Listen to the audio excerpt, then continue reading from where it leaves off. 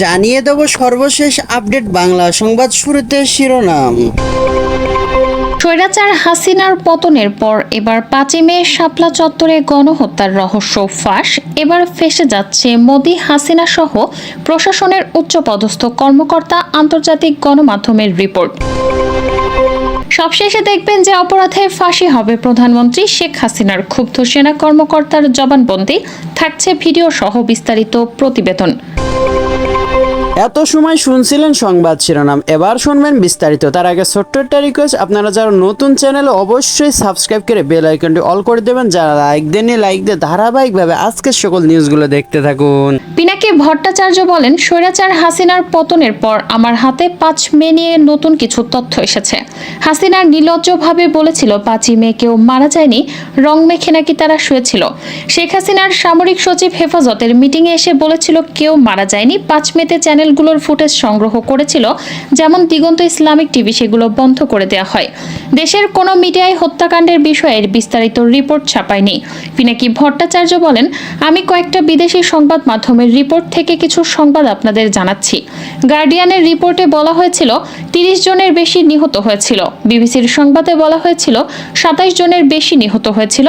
আল জাজিরায় একটি খুব চমৎকার রিপোর্ট করেছিল। তারা একটি বেসরকারি গোরস্থানে আব্দুল জলিল নামে একজনের সাক্ষাৎকার নেয়। সে 5 মে সারা রাত 14টা মরদেহ কবর দিয়েছে, যাদের প্রত্যেকের মুখে দাড়ি ছিল এবং শরীরে বুলেটের চিহ্ন ছিল। পিনাকি বলেন, 2013 সালের 5 মে ঠিক কতজন নিহত হয়েছে তার পরিসংখ্যান এখনো হয়নি। এই পরিসংখ্যান না হতে পারে সেই ব্যবস্থা করতে ফ্যাসিস্ট হাসিনা এবং তার জল্লাদ বাহিনী মানবাধিকার সংস্থা অধিকার একটি প্রাথমিক তালিকা করেছিল 61 জনের। সেই তালিকা হেফাজতে ইসলামের অধিকার হস্তান্তর করেছিল। সেই তালিকা নিয়ে কাজ করার অপরাধে মানবিক নেতা আদিলুর রহমানকে গ্রেফতার করা হয়। আদিলুর রহমানকে গুম বা হত্যা করার পরিকল্পনা থাকলেও আন্তর্জাতিক মানবাধিকার সংস্থার চাপে সেই পরিকল্পনা বাস্তবায়ন করতে পারেনি হাসিনা। পিনাকি ভট্টাচার্য বলেন, আমি আজকে প্রমাণ দেব কমপক্ষে 71 জন আলেমকে 5 মে বেওয়ারিশ লাশ হিসেবে দাফন করা হয়েছিল। কিছু লাশকে পরিচয় সহ দাফন করা হয়েছিল। আমি 71-এর ঘাতক দালাল নির্মূল কমিটি সেই হিসাবকে যদি আমলে নিই, তাহলে তাদের হিসাব অনুযায়ী 39 জন আলেমের কবর তারা নিজেরাই আইডেন্টিফাই করেছিল। তাহলে সেই হিসাবটা আমলে নিলে মোট মৃত্যুর সংখ্যা 110 জন। আর আমি আজ হিসাব মিটিয়ে দেব। আসেন আমরা কাগজে কলমে তথ্য প্রমাণ সহ দেখি 5ই মে কতজন আলেমকে বেওয়ারিশ লাশ হিসেবে দাফন করা হয়েছিল। হত্যার পর হত্যাকারী যে কাজটা করে তা হচ্ছে লাশ লুকায়। সে লাশ নিজেও কবর দিতে পারে, কিন্তু নিজে অসংখ্য লাশ কবর দেওয়া সম্ভব না। এই কাজ করতে গেলে শতাব্দীর পরেও সেই গণকবর আবিষ্কৃত হবে। মৃতের শরীরে থেকে থাকা বুলেট পচবে না, মাংস পচে বুলেট মাটিতে লেগে থাকবে। তখন খুব সহজেই গণকবর আর সেই কবরে শুয়ে থাকা দুর্ভাগ্যের কপালে কি ঘটেছিল সেটা বের করা সম্ভব। পিনাকি আরও বলেন, খুনিদের জন্য, জল্লাদের জন্য সবচেয়ে কার্যকর পদ্ধতি হচ্ছে সেই লাশগুলোকে বেওয়ারিশ লাশ হিসেবে আইনসঙ্গতভাবে দাফন করে ফেলা। আমরা জানি বেওয়ারিশ মুসলিম লাশ দাফন করে আঞ্জুমান মফিদুল ইসলাম। আমরা আঞ্জুমান মফিদুল ইসলামের বেওয়ারিশ লাশ দাফনের হিসাব দেখব আর খুঁজে দেখব কোনো মাসে অস্বাভাবিক সংখ্যার লাশ দাফন হয়েছে কিনা। আঞ্জুমান মফিদুল ইসলামের হিসাব বলছে 2013 সালের সর্বাধিক 1430টি মৃতদেহ অজ্ঞাত পরিচয় হিসেবে দাফন করা হয়েছে। 2010 সালে এই সংখ্যা ছিল 1204 জন। 2011 সালের সংখ্যাটি ছিল 1191 জন। 2012 সালে 1247 জন। পিনাকি ভট্টাচার্য বলেন, এবার আসেন আমরা 2013 সালে প্রত্যেক মাসে বেওয়ারিশ লাশ দাফনের হিসাব দেখি। 11 মাসে গড়ে 103 জনকে দাফন করা হয়েছে। শুধু মে মাসে দাফন করা হয়েছে অবিশ্বাস্য সংখ্যা 367। শুধু মে মাসে 367 জনের মৃত্যু, এটা আউটলায়ার, একটাই মাত্র আউটলায়ার। পিনাকি বলেন, হাসিনা তোমার বুদ্ধি এতই যে তুমি লাশ গুম করবা, মাটি খুঁড়ে আমরা আমাদের ভাইয়ের মৃতদেহ বের করব। যে লাশ তুমি গুম করেছো সেই খুনের দায় তোমার বিচার হবে। 5 মে কমপক্ষে 71 জন শহীদকে আঞ্জুমান মফিদুল ইসলামের মাধ্যমে দাফন করা হয়েছে। অকাট্য প্রমাণ দিলাম, দুনিয়ার কেউ নেই যে আমার এই হিসেবকে চ্যালেঞ্জ জানাতে পারে। পিনাকি ভট্টাচার্য বলেন, প্রত্যেক ফোঁটা রক্তের বদলা দেয়া হবে। হাসিনার তোমার বাহিনী তৈরি থাকো, আমাদের ভাইরা আসবো। ওরা শহীদ, ওরা মরেনি, ওরা মৃত্যুজয়ী। 5 মে এর নাম না জানা অসংখ্য শহীদের নাম একদিন জানাবো। তাদের পরিবার প্রিয়জনের কবর খুঁজে পাবে। সেই দিন আমাদের সকল অক্ষমতার লজ্জা থেকে, গ্লানি থেকে আমরা মুক্ত হব। বর্তমান ফ্যাসিবাদ প্রতিষ্ঠায় আজিজ এবং বেনজিরের অনেক শ্রম রয়েছে। শেখ হাসিনার প্রতিষ্ঠায় রাষ্ট্রীয় বাহিনীকে তারা ব্যবহার করেছেন দেশের জনগণের বিরুদ্ধে। আজিজ আহমেদ সেনাপ্রধান হওয়ার আগে বিজেপি প্রধান হিসেবেও দায়িত্ব পালন করেছেন। 2013 সালের 5 মে রাতের আধারে বিদ্যুৎ বিচ্ছিন্ন করে শাপলা চত্বরে গণহত্যার কথা নিশ্চয়ই সবার স্মরণে থাকার কথা। ওই রাতে কত মানুষ খুন হয়েছে তার কোনো সঠিক পরিসংখ্যান নেই। ভবিষ্যতে কোনো একদিন অবশ্যই তদন্ত হবে, সঠিক পরিসংখ্যান ও নিহতদের পরিচয় বের হবে, কারণ ফৌজদারি অপরাধে কখনো তামাদি হয় না। প্রয়োজনে 100 বছর পরও তদন্ত করার সুযোগ রয়েছে আইনে। সঠিক তদন্ত হলে আজিজ আহমেদ এবং বেনজির আহমেদের চূড়ান্ত দণ্ড হওয়ার যথেষ্ট তথ্য প্রমাণ মিলবে। এই দুই আহমেদ সেরাতের অভিযানে নেতৃত্ব দিয়েছিল। আজিজ আহমেদ বিজিবি প্রধান এবং বেনজির আহমেদ ঢাকা মহানগর পুলিশের প্রধান হিসেবে দায়িত্বে ছিলেন। তাদের উপস্থিতিতে সেই রাতে গণহত্যার ঘটনা ঘটে শাপলা চত্বরে। ফাঁসিবাদী সরকারের প্রধান শেখ হাসিনার অতি ঘনিষ্ঠ এই দুই ব্যক্তি শেখ হাসিনাকে ক্ষমতায় রাখতে দেশের জনগণের টাকায় কেনা বুলেট এবং অস্ত্র ব্যবহার করা হয়েছিল শাপলা চত্বরে। আজিজ আহমেদকে সম্প্রতি আমেরিকার নিষেধাজ্ঞা দিয়েছে ক্ষমতার অপব্যবহার ও দুর্নীতির অভিযোগে। বেনজির আহমেদের বিরুদ্ধে 2021 সালের ডিসেম্বরে নিষেধাজ্ঞা দেওয়া হয় মানবাধিকার লঙ্ঘনের অভিযোগে। এই দুই ব্যক্তি ক্ষমতার অপব্যবহারই শুধু করেনি, 2018 সালের 30 ডিসেম্বর অনুষ্ঠিত নির্বাচনের নামে প্রহসনের আয়োজনের মূল কারিগরের দায়িত্ব পালন করেছিলেন। তখন আজিজ আহমেদ ছিলেন সেনাপ্রধান এবং বেনজির ছিলেন র্যাবের ডিজি। শেখ হাসিনাকে ক্ষমতায় রেখে ফ্যাসিবাদকে প্রতিষ্ঠিত করতে তারা দুজনেই রাষ্ট্রীয় বাহিনীকে ব্যবহারে মুখ্য ভূমিকা পালন করেছেন। শেখ হাসিনার কল্যাণে এই দুজন রাষ্ট্রীয় দুই গুরুত্বপূর্ণ বাহিনীর শীর্ষ পদে আসীন হয়েছিলেন। তারাও এই পদের অপব্যবহার করে শেখ হাসিনাকে ক্ষমতায় রাখতে যথাসাধ্য অপচেষ্টা চালিয়েছেন। মানুষের ভোটের অধিকার কেড়ে নিতে রাতে ব্যালটে সিল মারা থেকে শুরু করে গুম খুন করেছে নির্দ্বিধায়। খুনি দুর্নীতিবাজ লুটেরা হিসেবে ইতিমধ্যেই তারা পরিচিতি লাভ করেছেন। শেখ হাসিনাকে ক্ষমতায় রাখতে মানুষের ভোটের অধিকার কেড়ে নিয়েছিলেন তারা। ভিন্ন মত ও ভিন্ন পথের রাজনৈতিক নেতাদের গুম খুন করেছেন। তারা দুজনে এখন পুলিশ ও সেনাবাহিনী দুর্নীতিতে চরিত্রে মাইলস্টোন। সেনাবাহিনী এবং পুলিশ কতটা দুর্নীতিগ্রস্ত তাদের দুজনের প্রকাশিত চিত্র থেকেই পরিষ্কার। দেশের মানুষের টাকায় পোষা হয় সেনাবাহিনী, র্যাব এবং পুলিশ, অথচ তারাই দেশের সম্পদ লুটপাট করে এবং জনগণের টাকায় কেনা অস্ত্র জনগণের বিরুদ্ধেই ব্যবহার করেন। একসময় সেনাবাহিনীর আগে দেশপ্রেমিক শব্দটি ব্যবহারের রেওয়াজে পরিণত হয়েছিল। জেনারেল মইনুল আহমেদের সময় থেকেই বাহিনীর আগে মানুষ দেশপ্রেমিক শব্দটি ব্যবহার করেন না, কারণ সেই সেনাবাহিনীর মাধ্যমে ভারত বাংলাদেশের সার্বভৌমত্ব দখল করেছে। জেনারেল মইনুল আহমেদ পুরো জাতির সাথে বিশ্বাসঘাতকতা করে দেশের সার্বভৌমত্ব তুলে দিয়েছেন ইন্ডিয়ার হাতে। এই বাহিনীর কেউ এটার প্রতিবাদ করেনি, সুতরাং পুরো বাহিনী এর জন্য দায়ী। এরই ধারাবাহিকতায় 2009 সালের জানুয়ারিতে ক্ষমতায় আসেন শেখ হাসিনা। অনেকেই হয়তো বলবেন শেখ হাসিনা তো ক্ষমতায় এসেছিল নির্বাচনের মাধ্যমে, কিন্তু 2008 সালের 29 ডিসেম্বর অনুষ্ঠিত নির্বাচনটি ছিল সাজানো। ভারতের সাবেক রাষ্ট্রপতি প্রণব মুখার্জির আত্মজীবনীতে মইনুল আহমেদের সাথে বোঝাপড়ার বিষয়টি পরিষ্কার করে গেছেন। বাংলাদেশকে নিয়ে পেন্টাগন ইদানিং ঘন ঘন বিবৃতি দিচ্ছেন। শেখ হাসিনার পতনের আগে আগে বেশ কয়েকবার পেন্টাগন বাংলাদেশ নিয়ে কথা বলেছেন। এরপর যখন ডক্টর মোহাম্মদ ইউনূস এসেছেন, তারপর পেন্টাগন বাংলাদেশ নিয়ে কথা বলেছে এবং বাংলাদেশকে নিয়ে তারা কাজ করতে চায়। তো এই বক্তব্যটি আমি মনে করি বাংলাদেশের জন্য একটি মারাত্মক ঝুঁকি ডেকে নিয়ে আসছে অনাগত দিনে বা আগামী দিনে। কারণটা কি?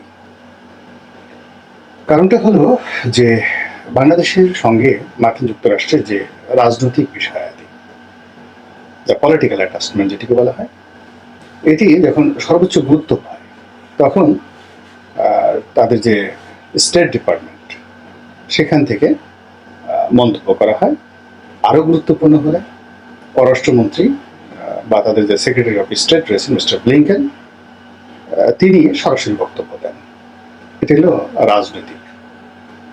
আর বাংলাদেশের ব্যাপারে যদি মার্কিন যুক্তরাষ্ট্রের কোনো সামরিক সিদ্ধান্ত থাকে, মিলিটারি প্ল্যান থাকে, সেক্ষেত্রে তারা যে বক্তব্য দেন তখন পেন্টাগন থেকে এই বক্তব্যগুলো দেওয়া হয়। মিলিটারির কতগুলো বিষয়াদি থাকে। আমি মার্কিন যুক্তরাষ্ট্রে কাজ করেছি স্থানীয় সরকারের উপর। তো স্থানীয় সরকারের কাজ করতে গিয়ে তাদের যে সোশ্যাল সিকিউরিটি, সামাজিক নিরাপত্তা, আন্তর্জাতিক নিরাপত্তা, এই বিষয়গুলো কিছুটা হলে আমার দেখার সুযোগ হয়েছে। তো যেটি দেখেছি সেটি হলো যে যখন বিদেশি কোনো রাষ্ট্রের সঙ্গে তাদের দ্বিপাক্ষিক বা বহুপাক্ষিক যখন কোনো রাজনৈতিক বিষয়াদি থাকে তখন সেটি পররাষ্ট্র মন্ত্রণালয় করে। মূলত তারাই এই জিনিসটিকে জেনারেট করে, পররাষ্ট্র মন্ত্রণালয়। এবং এই কাজটি করার জন্য তারা কখনো ডিপার্টমেন্ট অফ জাস্টিস অর্থাৎ বিচার মন্ত্রণালয়কে কাছে রেখে নেয়, যেমন নিষেধাজ্ঞা দেওয়ার ক্ষেত্রে মিনিস্ট্রি অফ জাস্টিস বা বিচার মন্ত্রণালয়ের সহযোগিতা তাদের লাগে। এরপরে তারা যদি কোনো মিলিটারি নিষেধাজ্ঞা দিতে চায় সেক্ষেত্রে তারা মিনিস্ট্রি অফ ডিফেন্সের সহযোগিতা নেন, প্রতিরক্ষা মন্ত্রীর সহযোগিতা নেন। কিন্তু যখন কোনো অপারেশনের বিষয়, মিলিটারি অপারেশনের বিষয় যাকে বলা হয় সিদ্ধান্ত নেন, তখন সরাসরি পেন্টাগনের সামরিক কর্মকর্তারা কাজ করেন operation, in terms of operation. এবং এখানে সেই আমাদের বাংলাদেশের যে অঞ্চল, সেই অঞ্চলটি যেটিকে বলা হয় প্যাসিফিক কমান্ড, প্রশান্ত মহাসাগরীয় কমান্ড, এই বিভাগটি তদারক করে। তো প্যাসিফিক কমান্ডের যিনি প্রধান, তিনি এই অপারেশন একেবারে সরাসরি মিলিটারি অপারেশন, মিলিটারি স্ট্র্যাটেজি, এই সকল বিষয় নিয়ে সরাসরি কথা বলে। তো রাজনৈতিক বিষয়ে আমরা দেখেছি যে বাংলাদেশের যে বিষয়টি, রাজনৈতিক বিষয়টি, এটি সর্বোচ্চ গুরুত্ব পেয়েছে মাঝে মধ্যে যে হোয়াইট হাউস থেকে বাংলাদেশের ব্যাপারে কথা বলা হয়েছে। এখন সেই রাজনৈতিক পরিকল্পনা কিন্তু আমার কাছে মনে হচ্ছে যে তারা বাদ দিয়েছে। পলিটিক্যাল তাদের যে মিশন এবং ভিশন তারা স্থগিত করেছে, বাদ দিয়েছে, অথবা তারা উইন করেছে। এর ফলে পররাষ্ট্র মন্ত্রণালয় থেকে, মিস্টার ব্লিংকেনের অফিস থেকে কিংবা হোয়াইট হাউস থেকে বক্তব্য দেওয়া হচ্ছে না, এবং পেন্টাগন থেকে বক্তব্য দেওয়া হচ্ছে। ফলে পেন্টাগন থেকে যেহেতু বক্তব্য দেওয়া হচ্ছে, বাংলাদেশের এই অঞ্চলটিকে তারা এখন সামরিক দিক থেকে গুরুত্বপূর্ণ বিবেচনা করছে এবং এখানে তাদের সামরিক স্বার্থ রয়েছে। তো তাদের সামরিক সেই স্বার্থটা কি? আমরা দীর্ঘদিন থেকে যেটা জানি যে তাদের এখানে একটা জোট রয়েছে, ইন্দো প্যাসিফিক জোট।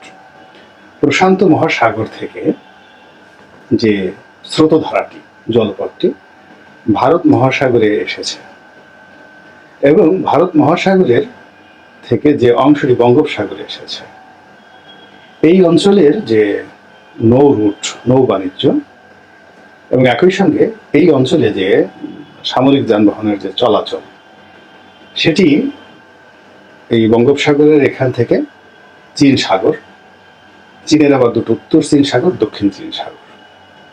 এরপর এখান থেকে ভারত মহাসাগরের যে অংশটি ইন্দোনেশিয়া চলে গেছে, মালাক্কা প্রণালী, সেই মালাক্কা প্রণালী, এই পুরো রুটটির উপর যেন আমেরিকার স্বার্থ বিরোধী কোনো শক্তি সামরিক সক্ষমতা অর্জন করতে না পারে। এজন্য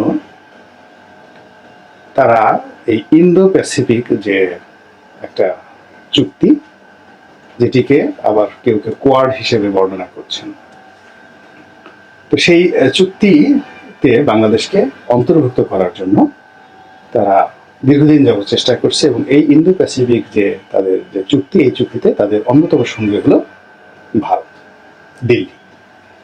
আর এই চুক্তির প্রতিপক্ষ হলো চীন। চীনের ক্রমাগত প্রেসারে শেখ হাসিনা কিন্তু এই চুক্তিতে অন্তর্ভুক্ত হতে পারেনি বা কোয়াডে যোগদান করতে পারেনি। দিল্লি চেষ্টা করেছে, আমেরিকা চেষ্টা করেছে, এবং সেটা যদি শেখ হাসিনা করতে পারতেন তাহলে এখন তার অবস্থা কি হতো আমরা সেটা বলতে পারি না।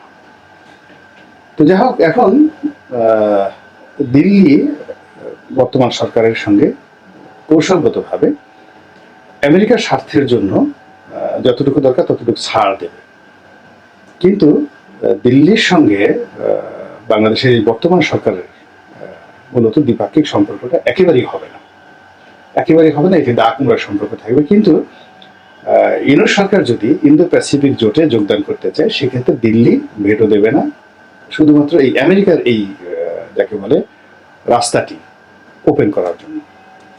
এখন আমেরিকা যেহেতু পেন্টাগনের মাধ্যমে তারা বক্তব্য দিচ্ছে, তাদের একটা আত্মবিশ্বাস জন্ম নিয়েছে যে তারা এখন বাংলাদেশকে ইন্দো প্যাসিফিক জোটের মধ্যে পেয়ে যাবে।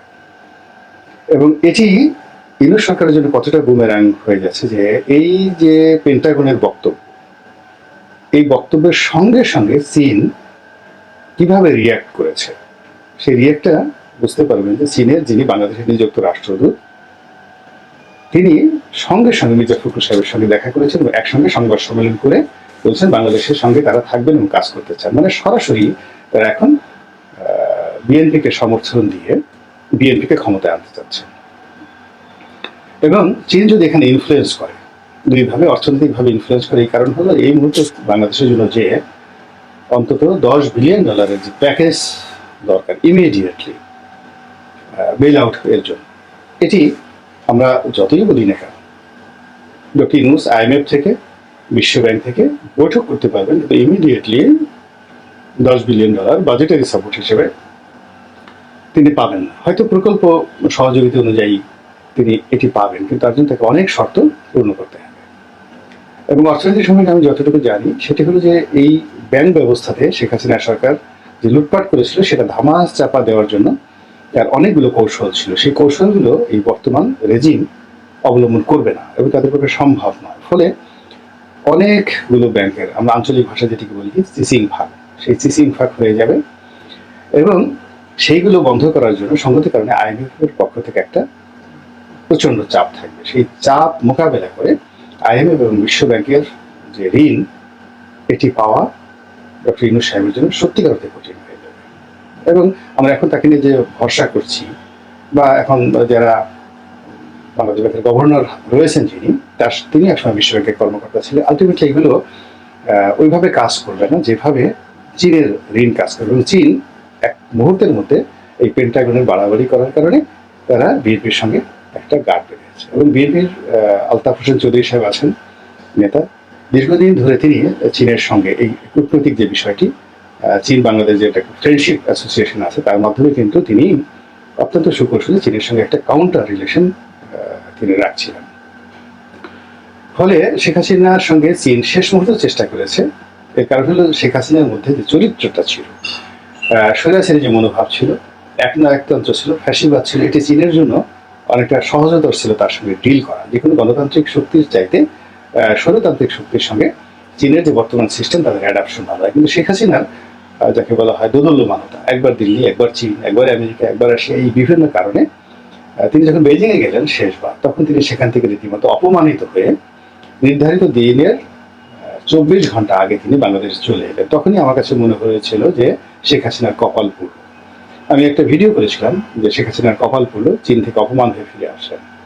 আর ওটা আন্দোলন, শিক্ষকদের আন্দোলন যখন চলছিল, একেবারে শুরুতে আমি বলেছিলাম যে এই পচার শামুক, তখন এটি বলতে গেলে পচার শামুক ছিল, এটাতেই আওয়ামী লীগের পা কাটবে, শেখ হাসিনার কপাল পড়বে এই পচার শামুকের কারণে। এই কারণে হলো শেখ হাসিনা সবসময় খেলেছে, বিভিন্ন সময়টাতে অনেকগুলো নিয়ে খেলেছে। এটি তার একটা রোগে পরিণত হয়েছিল, মানসিক রোগে পরিণত হয়েছিল। তো শিক্ষকরা আন্দোলন করেছিলেন যারা তারই দলের লোকজন, তার কাছে মনে হয়েছিল এটা তুড়ি মেরে উড়িয়ে দেওয়া যাবে। দ্বিতীয়ত ছাত্ররা যে আন্দোলন করেছিল, যে ডিমান্ড ছিল একেবারেই হালকা পাতলা সাধারণ ডিমান্ড, কোটা বিরোধী আন্দোলন, এটিও তিনি মনে করছিল আচ্ছা ঠিক আছে, ছাত্ররা মাঠ গরম করছে, আন্দোলন করছে, তার আন্দোলনটা রাখো, আমি যে কোনো সময় এটা বন্ধ করে দেবো। এর ফলে কি হচ্ছে, বিএনপি আর আন্দোলন কোনো স্পেস পাবে না। রাজপথ যদি গরম থাকে, একসাথে দুটো গরম একসাথে হয় না।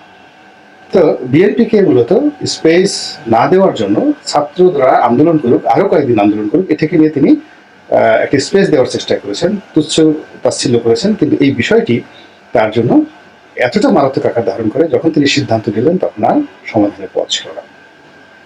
তো তার পতনের একদম পূর্বক্ষণ পর্যন্ত চীন কিন্তু চেষ্টা করেছে তার সঙ্গে একত্র থাকার জন্য। কিন্তু যেই মুহূর্তে হাসিনার পতন হয়েছে, অমনি যখন পেন্টাগন একেবারে লাফিয়ে পড়েছে এবং ইউনূসের বান্ধব হিসেবে যখন আমেরিকা একেবারে ঝাঁপিয়ে পড়েছে, ঠিক সেই সময়টিতে চীন বিএনপির সঙ্গে বৈঠক করে তাদের যে ঐতিহাসিক সম্পর্ক, আপনারা জানেন যে রহমান সাহেব যখন ক্ষমতা এলেন বঙ্গবন্ধু হত্যাকাণ্ডের পর, তখন চীন এই প্রথম কিন্তু বাংলাদেশকে স্বীকৃতি দিয়েছিল এবং তখন থেকে চীনের সঙ্গে বিএনপির যে সম্পর্ক, এটা এরকম ভারতের সঙ্গে আওয়ামী লীগের যেরকম সম্পর্ক, তার চাইতো চীন এবং সৌদি আরব, পাকিস্তান, এই তিনটি দেশের সঙ্গে বিএনপির একটা ঐতিহাসিক সম্পর্ক রয়েছে। এবং সেই সম্পর্কটি এখন এই সময়টিতে বিএনপির সঙ্গে আছে, যা কিনা আলটিমেটলি ডক্টর ইউনূসের বিপক্ষে যাবে এবং পেন্টাগনের বিপক্ষে যাবে। তো কাজেই বাংলাদেশকে নিয়ে যখন মার্কিন পররাষ্ট্র দপ্তরের পরিবর্তে, হোয়াইট হাউসের পরিবর্তে যখন পেন্টাগন বিবৃতি দিচ্ছে, কথা বলছে এবং একত্রে কাজ করার অঙ্গীকার ব্যক্ত করছে, তার মধ্যে আপনি কি কোনো অশনির সংকেত দেখতে পাচ্ছেন? নিজেদের জন্য, দেশের জন্য কিংবা ডক্টর ইউনূসের জন্য যদি দেখতে পেয়ে থাকেন তাহলে আওয়াজ তুলুন, আর যদি দেখতে না পান তাহলে মনে করুন যে আমি যে বক্তব্য দিলাম এর সঙ্গে আপনি ভিন্ন মত পোষণ করতেই পারেন, এবং এটাই বিউটি অফ ডেমোক্রেসি। আল্লাহ আমাদের সবাইকে হেদায়েত দান করুন। প্রিয় দেশবাসী, আপনারা যে যেখান থেকে ভিডিওটি শুরু থেকে শেষ পর্যন্ত দেখেছেন আপনাদেরকে অসংখ্য ধন্যবাদ জানাই। আর যারা এই ধরনের নিউজ লাইভ দেখতে ভালোবাসেন তারা অবশ্যই ইউটিউব চ্যানেলটি সাবস্ক্রাইব করে রাখবেন আর এই ভিডিওটি শেয়ার করে অপর ভাইকে দেখার সুযোগ করে দেবেন। তাহলে সবাই ভালো থাকবেন, সুস্থ থাকবেন, দেখা হবে পরবর্তী কোনো দেশের আপডেট খবর অথবা নিউজ নিয়ে। আসসালামু আলাইকুম।